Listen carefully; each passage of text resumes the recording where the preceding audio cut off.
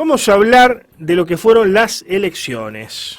Estas primarias abiertas, simultáneas y obligatorias, paso a nivel nacional, que yo denominaría una encuesta nacional no paga.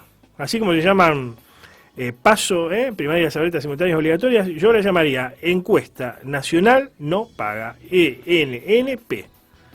Porque es una encuesta nacional no paga.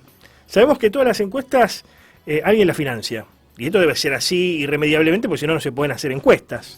Y encuestas creíbles. Estamos hablando de gente que va a entrevistar a otra personalmente, tete a tete, allí físicamente, que no es lo mismo que la encuesta telefónica, que por allí te llama una persona robótica, o una persona virtual, como se dice ahora, o, bueno, estas encuestas que se hacen por internet, que pueden tener algo de credibilidad, ¿por qué no? Pero no hay que desestimarlas totalmente, pero no son los mismos que las encuestas físicas. Bueno, esta es una gran encuesta nacional no paga. ¿Qué fue lo que determinó esta encuesta? Bueno, una victoria holgadísima de La Libertad Avanza por sobre los otros espacios. Y digo holgadísima porque es una victoria de alguien que venía muy por atrás. Muchos ni lo consideraban a Javier Milei, ¿no? Lo veían como una suerte de loquito, de personaje pictórico que deambulaba por los diferentes programas televisivos. Y bueno, y que se iba de alguna manera a reducir a eso, que no tenía mayores chances en la disputa por el poder mismo. Bueno, La Libertad Avanza de Javier Milei sacó el 30,04, esto es 7.116.352 votos, contra el 28,27% de Juntos por el Cambio, o sea, 4.022.466 de Patricia Bullrich y 2.675.563 de Horacio Rodríguez Larreta, que ambos sumados llegaron al 28,27%. En tercer lugar, Unión por la Patria, o ex Frente de Todos, lo podemos ver así también, 27,27%. Qué miseria, ¿no? La verdad. Bueno, allí se dividió en 5.070.104 votos de Sergio Massa y 1.390.585 de Juan Grabois. Bueno, así las cosas.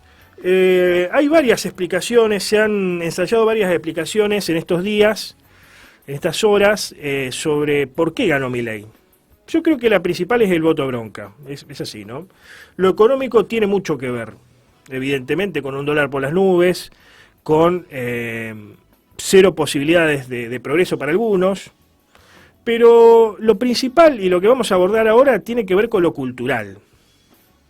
Porque Milei de alguna manera representa, es la síntesis de un gran movimiento contrahegemónico, contracultural, que tiene como misión, desde el ostracismo, ¿no? Porque si hay algo que hay que reconocer de este movimiento de Milei y otros a nivel mundial, no solamente de Milei, Vox en España, con Santiago Abascal, el movimiento de derecha en España con Giorgia Meloni, Katz en Chile, bueno, etcétera. Si hay algo que reconocerle, que es un movimiento que viene desde abajo y desde el ostracismo, porque los principales medios no se le da lugar a esto. ¿Y por qué no se le da lugar? Por justamente algo que vamos a analizar a continuación. No se le da lugar porque hoy la ideología imperante es el marxismo cultural. El marxismo cultural. ¿Y cómo llegamos al marxismo cultural? Bueno, llegamos a través de una persona, tocaya, que se llamó Antonio Gramsci. Antonio Gramsci, un pensador italiano, marxista, que vivió entre el 22 de enero de 1891 y murió el 27 de abril de 1937. Fue filósofo, político, sociólogo, periodista, marxista él, y de alguna manera el que reconfigura el marxismo. ¿Por qué? Porque hasta ese momento el marxismo decía, solamente la batalla es a través de lo económico. ¿Por qué? Porque hay que hacer colapsar las condiciones del sistema para que implosione y podamos hacer la revolución y por ende, bueno, venga un Estado socialista, camino hacia el comunismo final. Lean Marx o cualquier pensador marxista y va a explicar eso. Bueno, Gramsci, frente a lo que sucedía en ese momento, que la revolución parecía circunscribirse a determinados lugares, principalmente la URSS, de hecho se hablaba de comunismo o socialismo en un solo país, se empezó a acuñar ese término. Él habla de dos cuestiones. Una, la de generar frentes populares con espacios más de centro, centro-izquierda, hoy diríamos socialdemócratas, para afianzarse en los respectivos sistemas democráticos e institucionales y lograr músculos para luego, en algún momento, poder operar la revolución. Ese es un concepto principal de Gramsci. Y el otro es el de hegemonía. ¿Y qué es lo que significa o qué es lo que implica el concepto de hegemonía y principalmente de hegemonía cultural? Y acá viene esto tan importante que ha, de alguna manera, marcado la cultura de los últimos años, de las últimas décadas, principalmente luego de la caída del muro de Berlín. ¿Qué es lo que se entiende por hegemonía? Bueno, es un tipo de poder político que construye una relación en la que un actor político es capaz de generar en torno a sí un consenso en el que incluye también a otros grupos y actores subordinados. Este concepto, Gramsci lo elabora principalmente desde los cuadernos de la cárcel, que son los escritos que lleva adelante mientras estaba encarcelado por el régimen fascista de Benito Mussolini entre los años 1929 y 1935. Recordemos que muere en 1937, Gramsci. Bueno, básicamente lo que implica el concepto de hegemonía es poder posicionar un relato propio para que eso ayude a la consecución del poder. ¿Qué era lo que decía el marxismo tradicional? Bueno, pongamos foco en las relaciones sociales de producción, en lo económico, en la estructura económica, bien digo. Gramsci va a hacer foco, va a hacer hincapié en lo superestructural, en lo cultural. Y de allí la idea de penetrar en diferentes lugares para romper desde adentro, ya que no se podía desde afuera hacer una revolución y tumbar a los oligarcas, a la clase dominante, digamos, oligarca es más argentino, ¿no? A la burguesía, en términos marxistas, había que implosionar desde adentro. Bueno, este es el concepto que va a utilizar el marxismo cultural, cuando ve que las cosas en la URSS no empiezan a salir bien, cuando sucede lo de la primavera de Praga, cuando todo se manejaba de una forma hipercentralizada y vertical desde Rusia, cuando no había posibilidad para el disenso, cuando ve de alguna manera que va colapsando y cayendo por su propio peso el comunismo o el socialismo real, empieza a acuñar este concepto y mejor dicho, tratan de llevarlo a la práctica en diferentes países. ¿Por qué? Porque pensaban que en algún momento iba a caer el régimen comunista, como cayó efectivamente con el muro de Berlín en 1989. Si bien hoy se puede hablar de que Rusia tiene de alguna manera alguna reminiscencia de eso, pero ya es otra cosa. Acá la Argentina va a llegar primero a la universidad.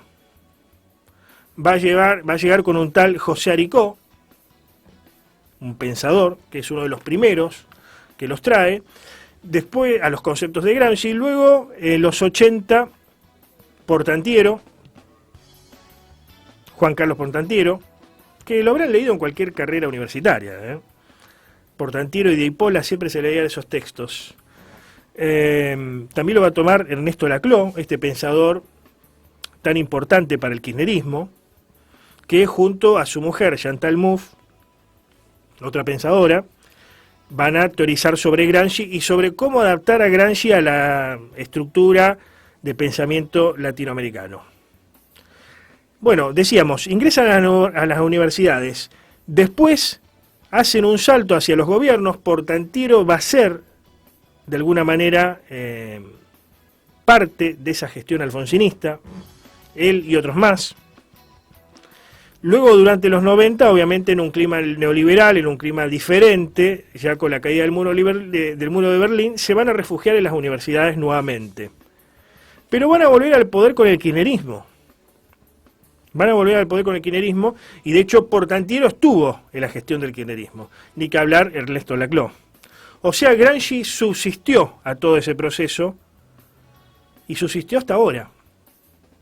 ¿Y cómo se aplica a Gramsci? Porque muchos dirán, bueno, ¿y esto qué tiene que ver con Milei? Porque si estábamos hablando de Milei, pasamos a hablar de Gramsci. Y tiene que ver con eso. ¿Por qué? Porque el marxismo cultural, ¿qué es lo que quería?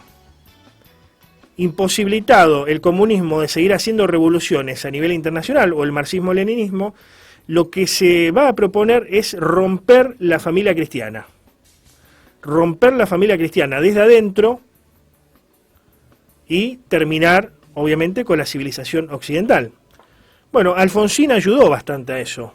Había cuadros del alfonsinismo que venían de la Junta Coordinadora, y la Junta Coordinadora venía de la izquierda. Enrique Cotino Siglia, por ejemplo, tuvo una hermana desaparecida del ERP. Así otros más. Así otros más. Y que veían que el principal problema de la Argentina era el peronismo. Después va a venir la colonización del peronismo, pero primero ingresan al radicalismo, porque el peronismo en aquella época era imposible pensar que Gramsci pudiera penetrar, porque era una época donde lo doctrinario y lo ortodoxo específicamente, la época de Lorenzo Miguel, de otros cuadros sindicales importantes, era imposible pensar que pudiera penetrar en ese pensamiento tan cerrado del peronismo. Bueno, intentan romper la familia desde adentro, intentan cuestionarla. Ustedes recuerdan a Alfonsín el tema del divorcio. También empiezan a cuestionar, con conceptos traídos de otros lugares, cómo estaba conformada la familia. Entonces se empieza a hablar de patriarcado. Esto no es nuevo, ya se venía a hablar desde otra época. Y se toma incluso conceptos de Derrida, de otros pensadores, para hablar de deconstrucción. Para hablar de deconstrucción. Principalmente se empieza a cuestionar la figura del padre, se empieza a cuestionar la figura del pater familia. Recordemos que durante los 30 gloriosos había funcionado muy bien la familia a nivel internacional. Se habían producido muchos hijos, había avanzado el sistema capitalista, y esto a la izquierda la molestaba. ¿Por qué? Porque decía, la gente está mejor, vive más o menos contenta. Acá tuvimos lo más parecido al estado de bienestar, fue welfare state, fue el peronismo. Bueno, ese estado de bienestar va a caer a mediados de los 70, ¿no? Con la famosa crisis del petróleo, que la logra conmover a la tercera presidencia de Juan Domingo Perón. Bueno, se hace foco en la familia y se empieza a hablar de feminismo, que tiene que ver con una forma de romper la familia desde adentro. Cuestionar el rol del padre y empezar a hablar de la mujer, que se la consideraba sojuzgada, que se la consideraba que no había oportunidades. Aquí empieza el pensamiento de Simone de Beauvoir. Todo tiene que ver con lo mismo. O sea, generar una revolución cultural ante la imposibilidad de llevar adelante el comunismo para romper la familia y la civilización occidental. Eso fue lo que tenemos hasta ahora. Hasta el punto de lo más grotesco del kirchnerismo, penes de madera, la utilización de la letra X, esta cosa de no binarios, ya todo el abecedario completo, evidentemente, que se logra con el kirchnerismo y ahora con el gobierno de Alberto Fernández. Pero la idea era esa, romper la familia. Romper la familia. Y tomar los medios de comunicación. ¿Para qué? Para ser hegemónicos. Ser hegemónicos. Dominar la opinión pública e instalar estos conceptos del marxismo cultural o postmarxismo, denominan algunos. Bueno, Milei viene a romper eso. Pero no es solamente Milei. Milei es la síntesis de ese movimiento. Hay algunos que empiezan a cuestionar a nivel mundial, quizás relacionados a los populismos de derecha o no, porque también aquí hay pensadores rusos, hay pensadores de otras latitudes, argentinos también, que dicen, a ver, esto no puede ser así. Si seguimos a este paso, nos desintegramos. Porque, a ver, el marxismo cultural, ¿qué es? No es solamente la destrucción de la familia, es promoción de la homosexualidad, promoción del aborto, promoción de lo verde para frenar la industria, para frenar la economía.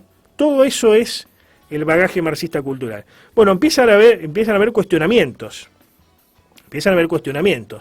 Y se dan justo en un momento donde y progresan esos cuestionamientos en un momento donde el sistema está siendo puesto en cuestión, como es en la época de la pandemia, 2020 más precisamente.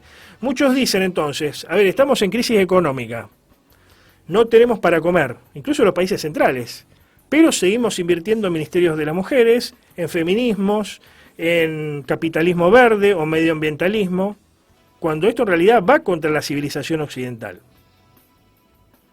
Bueno, Milei es el emergente local de esa intentona de la historia de contraponerse al marxismo cultural. Aquí hay pensadores muy conocidos que de alguna manera se los puede considerar parte de ese movimiento. Agustín Laje, Nicolás Márquez, aquí en la ciudad de Rosario, Lucas Cadena, Pablo Dávoli, de diferentes ideologías ellos, ¿no?